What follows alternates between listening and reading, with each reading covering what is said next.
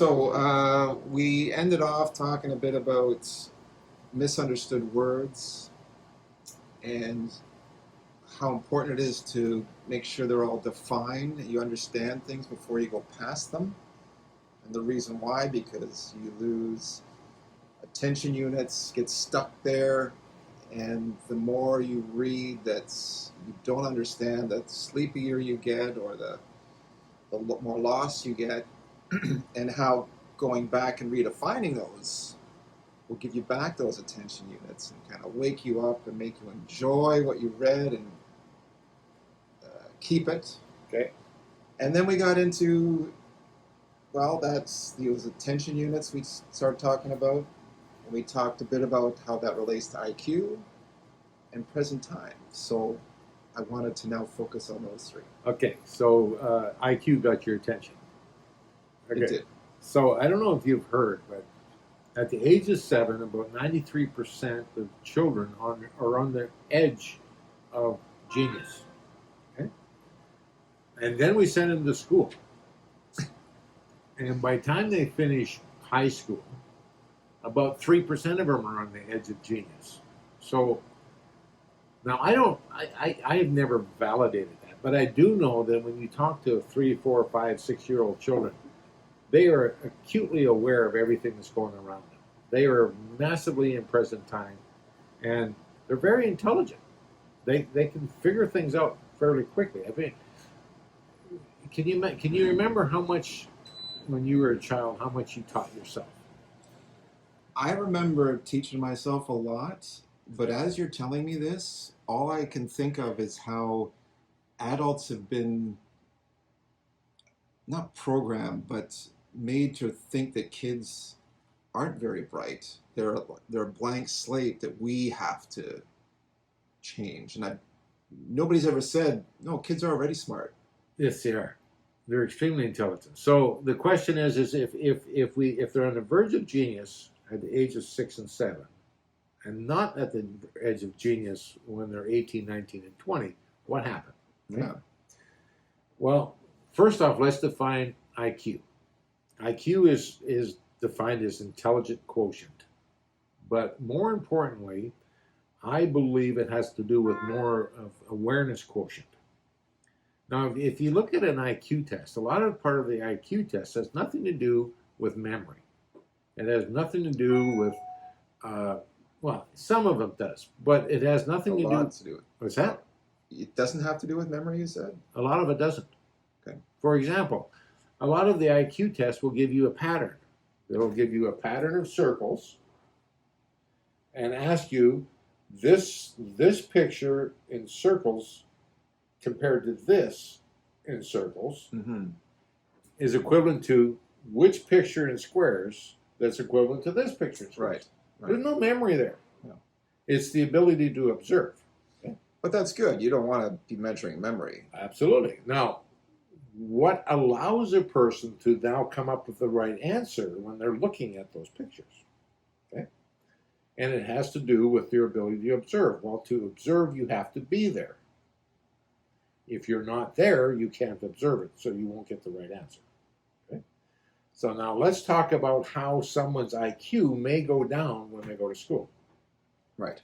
We mentioned it already, but let's revisit it. Every time you go, okay, so let's just look at it from this perspective. We have a finite number of attention units. We'll call them attention units, AUs. AUs. Not gold, but, well, actually they There are we go. gold. Never thought of it. So every time you go past a word that you don't understand. For those that don't understand or don't know, AU is a symbol for gold. I just wanted to throw Oh, that. it is, yes. Yeah, sorry. Yeah, I didn't want to leave you in the. Yeah. Okay.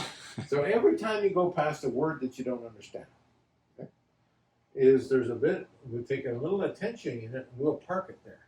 And that attention unit is not parked with a word, let's give it a word, any word. Yeah, you don't have to come up with a word because then we'll give somebody a problem with We'll it. So call just it muck. muck. Okay? And so somebody's got their attention stuck on muck. Now they carry on with life, but that attention unit stays there. regardless of what that person does, that attention unit sticks in muck. So every time they get another one of these, that attention unit comes out and sticks. Tension unit comes out and sticks. Tension unit comes out and sticks. Tension unit comes out and sticks. So as we're going to school, we are exposed to thousands upon thousands of words that we don't understand. Yeah. And we go, oh, it doesn't matter. And we're taught that it doesn't matter. We have teachers that say, well, don't look it up, just figure it out. Figure it out in context, right? And they want you to learn new big words, so they keep throwing them at you. Well, I've helped my grandson in math, and I'm helping him with the math problem, and it's not math he has a problem with. It's the friggin' words. Yeah. They use words that they didn't define. He doesn't even know the meaning of them. How can he answer the math question? Like they threw a bunch of words in it that were irrelevant to the math question. But apparently, it was to make somebody feel important. But the truth of the matter is, we have all these attention units, and they get stuck, and they get stuck, and they get stuck. So now let's go down the road. Here's this person. Here's what they have for available attention units. Okay. All the rest of them are stuck back here. Yeah. Okay. Now we only can observe with the attention units in present time. So let's say we started with 10,000. So at the age of 7, we had 10,000 attention units, and we could And that's observe just our an surroundings. arbitrary number. It's an arbitrary number. That's okay. Okay? And in a relative term, we get to age 18 and we have 1,000 left of our attention units. Okay? And now we're going to take an IQ test. So we're looking at the IQ test, we're looking at these patterns of things, but we only have 10% of our facility of observation abilities to do it. Because the rest of our observation abilities are stuck back Yeah. there. Okay? And so that's why when you come across a word that you don't understand, chances are you've heard it before 2, 3, 4, 8 times. And now we go back and you come across a word that you don't understand, so you go back and you go to the dictionary and you clear it. Oh, okay. And so what happens? This attention unit that was stuck here now comes back up and becomes available in the present time. And when you do this, when you go through a process of clearing up 3, 4, 5, 6, 800 words, get into the habit of just clearing words when you're reading, you will find that all of a sudden your attention units now go back up to say maybe 5,000. Mm-hmm. Okay? So next time you do that IQ test, your ability to observe in present time, because remember, most of an IQ test is the ability to observe the environment, observe the question, and so forth. And you'll find all of a sudden the IQ test will go up 10 or 20. And I've seen IQ tests go up 30 points. Yeah, my own is gone using up. this alone. Yes, I agree. When I discovered this and went through this, my IQ went from 120 to 146 over a period of about 3 years. Very nice. Very simple. Okay, so tell me more about how that relates. You mentioned in present time, Well, okay, The so ability present time. So present time is the, okay, ability to observe in present time is an IQ test. Like Okay. you said. okay. So if our attention units are stuck there, and we've only got 10% of our attention units in present time, we only can observe with what's available. Yes. Okay? If 90% of our attention units are not available, we can't use them to observe. So they're not in present time. Those attention Okay, units are so back just here. another way of saying that those attention units aren't with you now. They're not with you now. I don't know. I don't know if you've ever seen in Ontario. I lived in Ontario for a while, and they had MAD, Mothers Against Drunk Driving, Mm-hmm. had a commercial, okay, where you were driving down the road with a clear, like with a camera, and you could see that freeway, and then they took an empty beer glass and they put it between the freeway and the camera, and then they took another one and they put it between the freeway and the camera, and they just keep clunking these glasses, and every time they put another one of these beer mugs in front of it, the picture got more and more distorted, more and more like you really had no idea, and it ended up with a crash, and all the glasses broke. Yeah, I Very remember that. effective. It commercial. was, yeah. Okay. Every one of those glasses, when you take a beer and drink a beer or drink a drink, every time you take a drink, you're taking attention units at a present time, and you're sticking them someplace else in the past. Okay? Mm. And that's why a lot of people, when they go drinking, can't remember everything they said the night before. I know that when I drank, I thought it was a friggin' genius, right? Like, as far as I'm concerned, I had great conversations with people and so forth. I quit drinking in 1991. And I would go to weddings, and I'm from a big family, so I'd go to the weddings, and, you know, all my brothers and sisters are there, and my family drinks. When they go to a party, they have fun. Yeah. Nobody gets angry or anything, but they drink, they have fun. And so I could enjoy everything around me made sense till about 10:30. And then all of the people that I'm around who are drinking become completely incoherent. They can talk to each other and seem to be aware of what each other's saying. I'm watching this, I have no idea what they're talking about, right? So I was in present time, and each one of them had attention units. They were dealing somewhere other than present I'm sorry, time. this is after you stopped drinking? After I stopped drinking. Oh, okay. I missed that. So I'm sober. I'm watching this. Okay? Yeah. I got it. And by 10:30, I literally would just start cleaning up the hall or picking up empties or something because I couldn't have a conversation with anybody. Right? It was just useless. Yeah. It was I just understand. gibberish. Well, I had a similar experience where I'd be hanging out with musicians, and they swear they play better when they're drinking. Yes. And I knew I didn't. I tried, and I could tell, you lose your timing and stuff. And if you're playing with somebody, you're not tight anymore. And no, they swore they played better. And if you're not drinking with them, you can see it's bad. Well, I'll give you an example of being in present time or not being in present time in terms of observation. I used to run heavy equipment, and it's called running a finished grader. That means you cut a street to within a quarter inch or literally a quarter inch of the grade. Okay? And it takes a lot of hand-eye coordination, and you got to be present. And I remember that I went to my sister's birthday party, and available was some hashish. And I wasn't a person that partook much, but I got a little stoned on some hashish.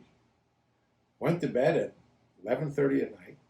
Next morning, I got up at 6, drove to the job site, got on the grader, and I couldn't do shit. I mean, like, literally could not control that piece of equipment. If I tried to lower it, I would lower it 3 inches. It's supposed to lower down so it touches and then stop, and then Right. I would dig a gouge in the road 2 inches deep. I literally drove around, ran around for half a day with that blade up in the air, pretending I was working. Because if I did anything, I was going to destroy it. Because my hand-eye coordination got, my ability to observe my environment was completely gone. And that was hours later. After Hours smoking, later, but that's an indication of when you don't have your attention units in present time, your ability to observe and to perform. Yeah, whereas with most jobs, that wouldn't have been noticed. But since you had to be precise, it was very obvious. That's what you're... Correct. It's a great Correct. example.